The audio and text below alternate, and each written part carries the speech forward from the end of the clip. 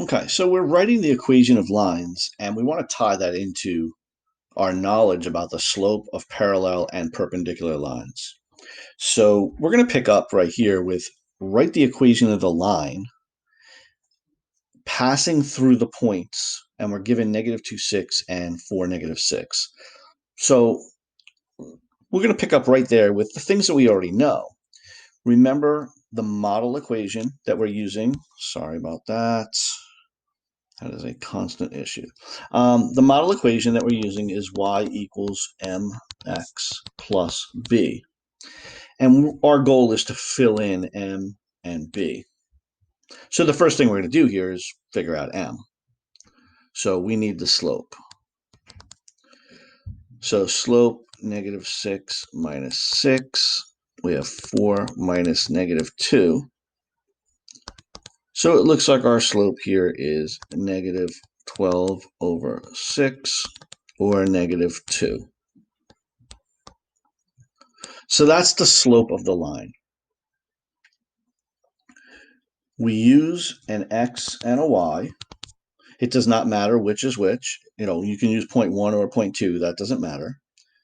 And we plug it in to figure out b. Right? So we're doing the things that we've been doing. Our y is 6. Our slope we just found out is -2. X is given to us as -2. And we're going to find b. So 6 equals 4 plus b, and b equals 2. So finally, we're just going to take our m and our b, and we're going to write the equation filling them in. Y equals m was -2, x, and then our slope, our y-intercept rather, b was +2. And we have the equation of the line. Well, now we want to tie that into our knowledge about parallel and perpendicular lines. So look at the next part here, part B.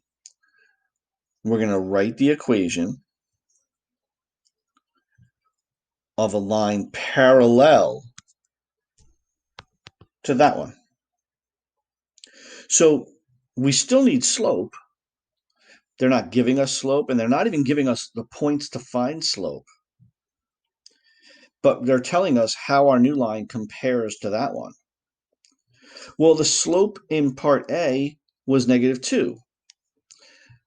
We want parallel, which really means same slope. So we're going to use a slope of -2.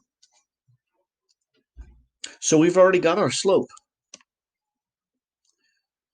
From there, we're going to do the same things.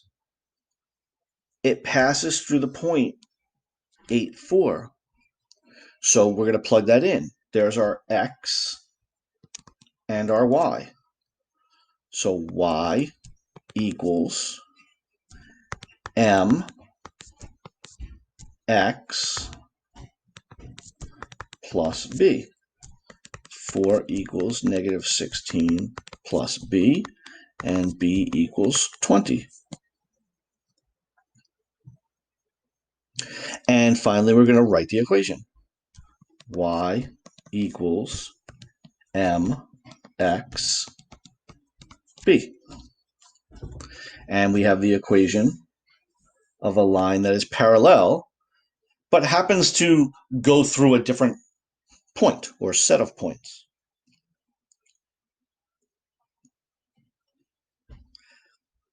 And finally, in our third part here, we're going to write the equation of a line perpendicular to that line. Well, perpendicular means opposite reciprocal. So perpendicular for us, that means we're going to use the opposite reciprocal slope.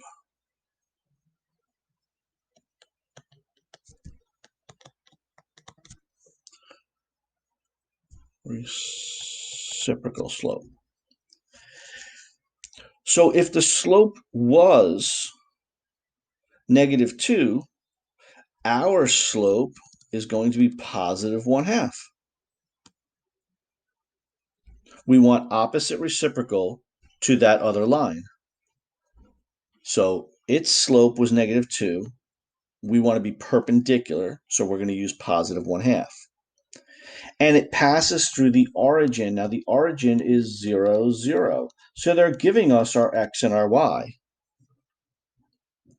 So we're going to plug it in. We do exactly the same thing. You don't have to do anything different. Our intercept here is 0. Now, we could recognize that because it's the origin, so they're already giving us the intercept, or we can plug it in. That doesn't really matter. That saves you time. But either way, we're going to get the same result. Our b is 0. And again, we know that. And we're going to write the equation. Y equals 1/2 x plus b. But we would never show plus 0, right? Plus 0. But we're not going to do that. We're not going to leave it as a plus 0. But whatever the number is, that's what we have. So we can use our knowledge about parallel lines having the same slope, perpendicular lines having opposite reciprocal slopes, and we can write the equation of a line. Well, we're tying that together now. We're saying write the equation of a line parallel to that line or perpendicular to that line. So the original line, or whatever line we're referring to, it's a reference line because the next line refers back to it, parallel to it, perpendicular to it. So we're referring to an old line to figure out our new slope. Other than that, we're just writing the equation of a line. The way we're getting the slope is by using some new knowledge.